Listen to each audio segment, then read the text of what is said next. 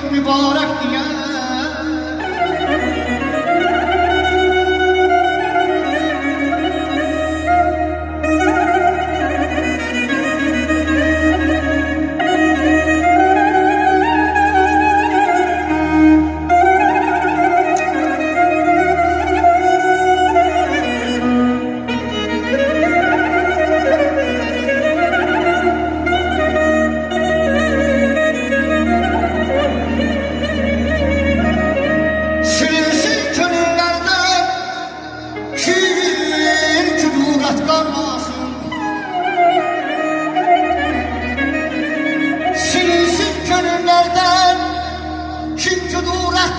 Kalmasın, aman olsun, Zəhcəlalın elin mübarək deyək.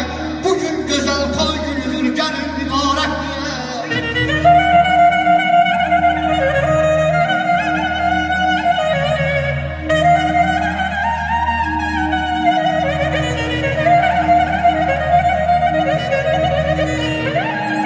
Sağ olun.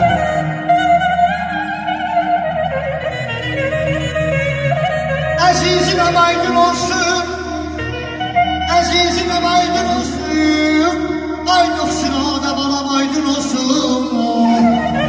Deyirəm bugün güzel toy günüdür,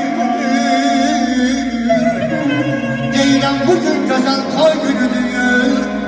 Vallahi ürəkdən deyirəm, belə gözləriniz aydın olsun. Yanam anam anam anam, ay aman aman aman aman, yazık yazık.